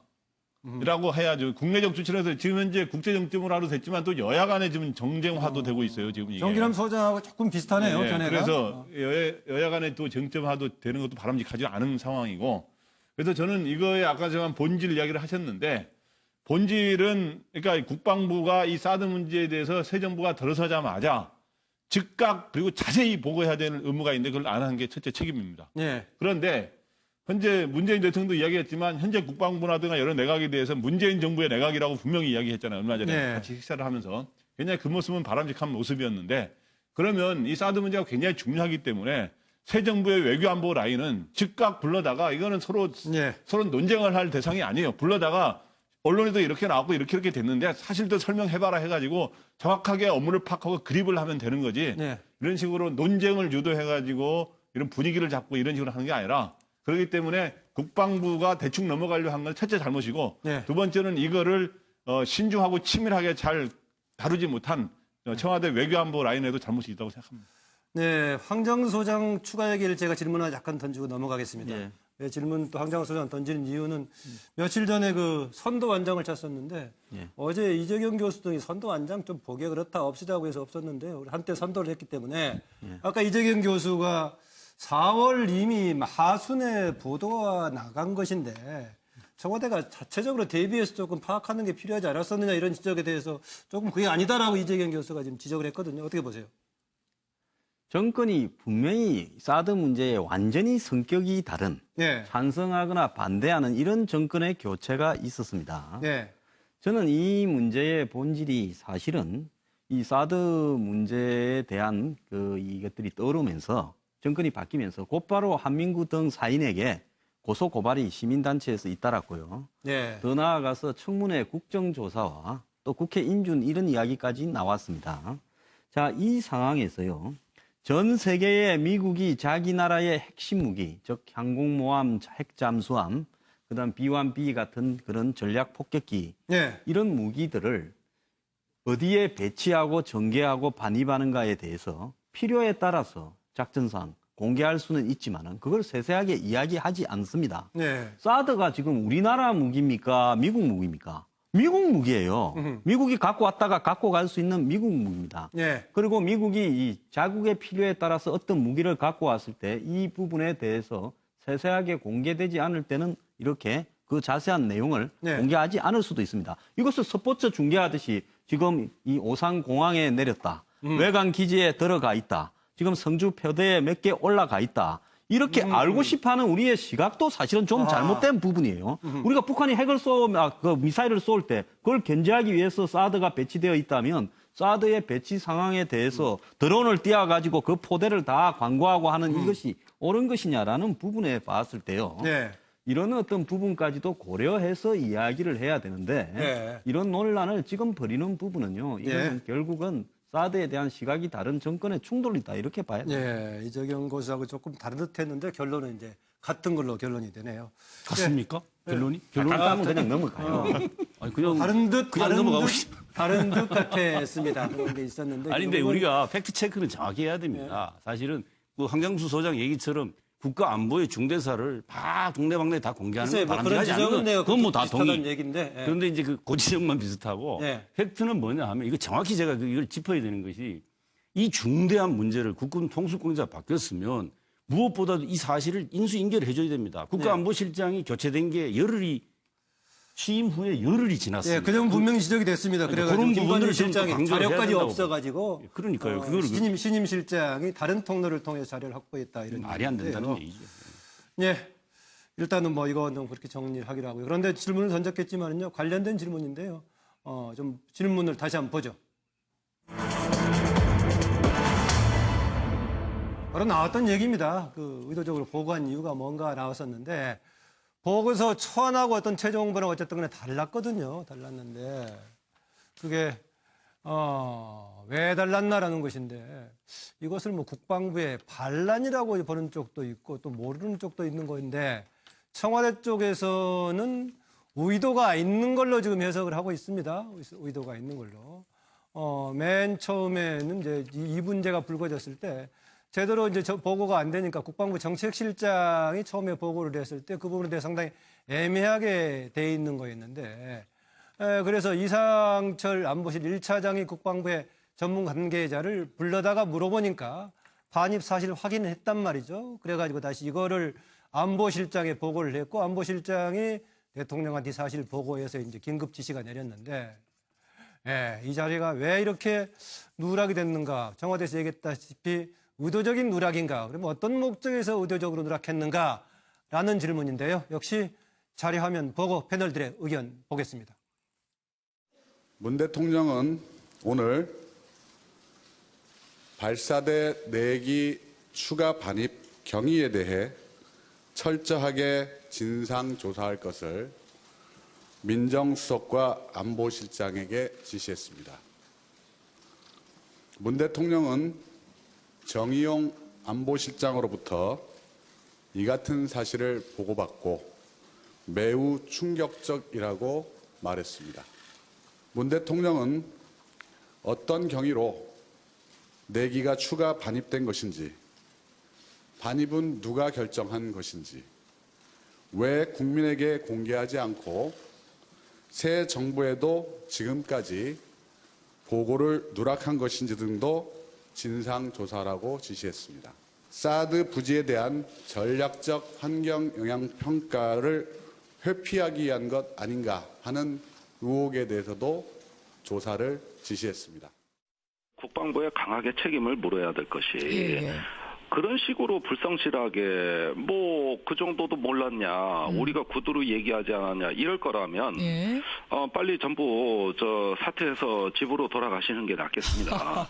지금 국가는 정권을 떠나가지고 영속성이 있는 건데 새 정부가 지금 아무것도 모르고 있어요. 이 사드 배치 검토 결정, 반입 과정 배치 결정.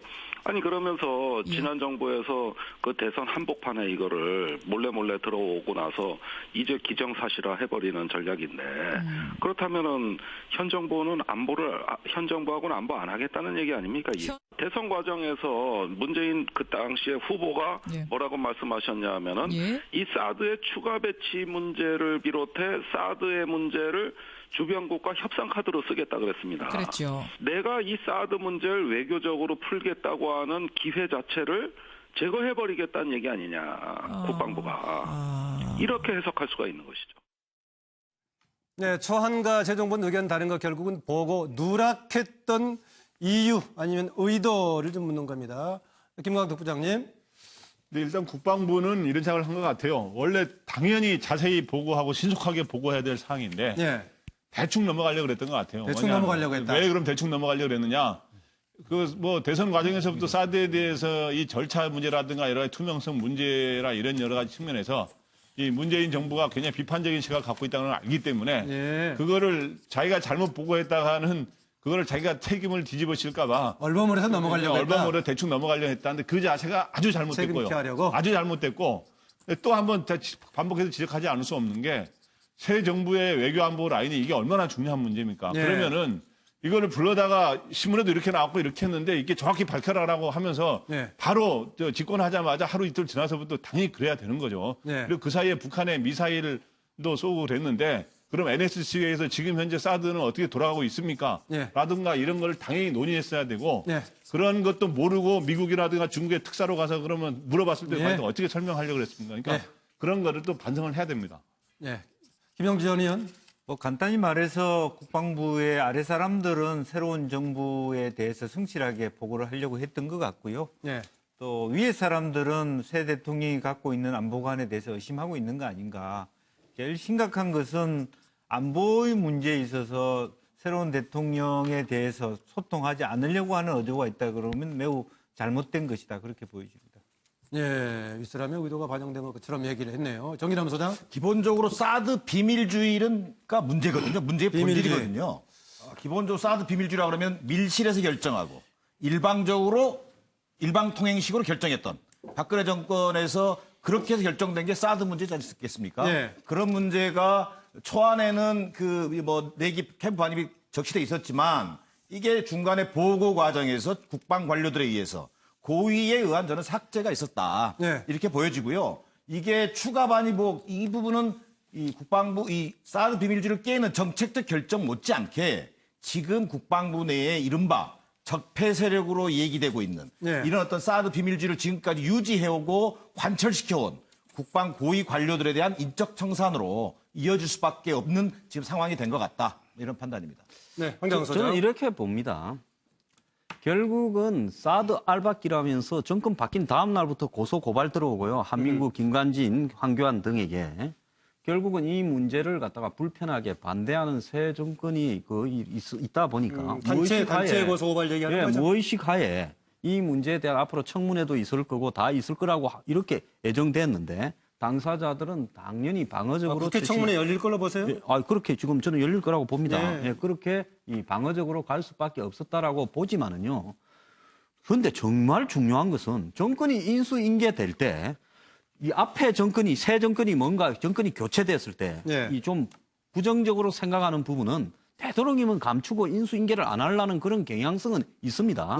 그러면 문재인 정권이 들어서서 가장 중요하게 생각했던 문제 중에 하나가 이 사드인데 그러면 먼저 사드를 미국의 특사로 홍석현을 보내기 전에 홍석현의 가장 중요한 일 중에 하나가 사드였어요. 그러면 이 사드에 대해서 지금 현황이 어떻게 돼 있느냐라고 말을 안 하면 지시를 해야 될 건데 한 달이 지나도록 4월 26일 날 YTN TV에 사드 4개가 지금 반입되어서 움직이고 있다고 나왔는데 한 달이 지나서야 이 반입을 모르고 있다가 했다면 지금 이 4명의 이 책임자들은 책임을 져야 되겠지만 마찬가지로 이 정의용 실장 등 이 정권에서 안보팀을 맡았던 사람 또한 책임을 져야 된다는 겁니다. 그걸 28일 날 알았다는 게 말이 됩니까? 이재경 교수, 메모를 열심히 하고 있는데 저는 황 소장하고 생각이 좀 반대고요. 언론 보고 국정 운영하는 거 아닙니다.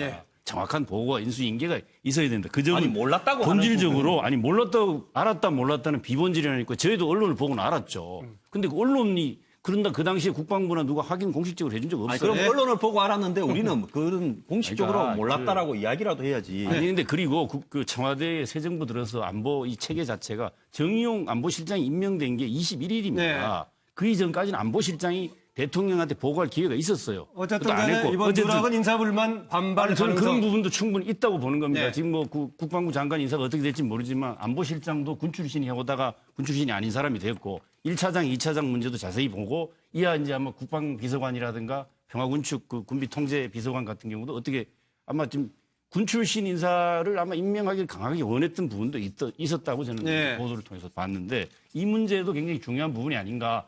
이 단순히 책임 회피만의 문제는 아니다 이렇게 생각합니다. 서장욱 변호사. 저는 이게 국방부에서요 사드를 쏘길 이유도 없고 쏘길 수도 없다. 저는 이게 고의가 아니고 표현의 차이를 봐요. 뭐냐면 이게 배치하고 전개하고 보관 이게 혼동을 해요. 근데 초안은 잘못된 거예요. 초안은 6개가 캠프 보관돼 있던 게 잘못됐잖아요. 반입 얘기했어. 그쪽이 정확한 표현은 2개는 배치가 돼 있고 그렇죠. 실전 배치되니까. 그다음에 4개는 보관이 돼 있어야 되잖아요.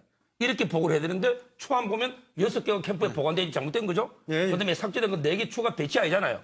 배치 안 됐잖아요. 표현의 잘못과 서로 이해 차이가 있었다. 이게 삭제됐고 저는 두리뭉실하게 전개됐다는 거는 틀린 말은 아니에요. 허위 보고는 아니잖아요. 사드가 한 개 포대가 전개됐다. 이게 이동해왔기 때문에 저렇게 좀 두리뭉실할 뿐이지 허위로 고의는 아니다 이렇게 보입니다. 지금 얘기했는데 그중에 하나 논란 하나 있는데요. 바로 지금 관련된 얘기가 그겁니다. 한민구 장관이 그런 게 있었습니까? 라는 것에 대해서 왜 그렇게 얘기했느냐라는 거니까 여기에 대해서 관점과 뉘앙스에 차이가 있다라는 얘기인데 그건 무슨 말인가요? 이걸 좀 잠깐 알아보려고 합니다. 보고 가죠. 정호영 실장이 그 사드 얘기를 드려왔다면서요라고 얘기를 했을 때 장관님께서 그런 일이 있었습니까라고 얘기를 하셨다고 이제 그 청와대에서 발표했는데 현재 이 일이 기본적으로 조사가 진행 중인 일이기 때문에 제가 그 개별적인 사안 하나하나에 대해서 가부와 이런 것들을 말씀드리는 것이 전체적인 상황을 정리하는데 도움이 되지 않을 것 같습니다. 다만 이 대화를 하다 보면 그 서로 관점이 차이가 날 수 있고 어떤 뉘앙스의 차이라든지 이런 데에서 그러한 차이점이 있다라고 이렇게 얘기가 되지 않나 그런 생각이 들고. 사드 4기가 추가로 들어왔다면서요? 그런 게 있었습니까? 그런 게 있었습니까? 그런 게 있었습니까? 아, 그런 게 있었습니까? 그런 게 있었습니까?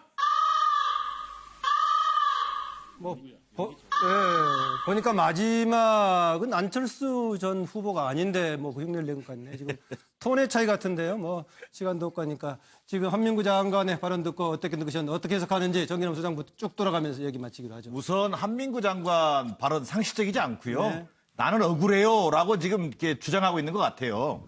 저는 기본적으로 그 검찰의 돈봉투 사건이 검찰 개혁의 뇌관으로 작동하듯이 이번 그 사드 비밀주의 또 고의 은폐 의혹 보고 논란이 국방부의 적폐청산, 인적청산에 이은 국방개혁으로 수순으로 갈 수밖에 없는 상황이 됐다. 이런 판단. 네, 김광덕 부장 한마디 듣고 마칠까 합니다. 일단 저는 이러한 내용이 사드 얘기가 들어왔다면서요. 그리고 그런 게 있었습니까라고 지금 국민들이 알 듯 모를 듯한 이러한 내용을 브리핑을 이렇게 하면서 혼선을 자초하는 것도 문제고 이거를 뉘앙스 차이가 어쩌고저쩌고 하는 국방장관의 이야기가 이해될 수가 없고요. 이걸 이런 뉘앙 정확하게 두 사람이 만났을 때 정확하게 이야기했어야죠. 여기서 오늘 마쳐야 할 것 같습니다. MBN 뉴스 와이드 오늘 여기서 마칩니다. 이어서 김주아 앵커가 진행하는 정통 종합 뉴스 MBN 뉴스 8이 이어집니다.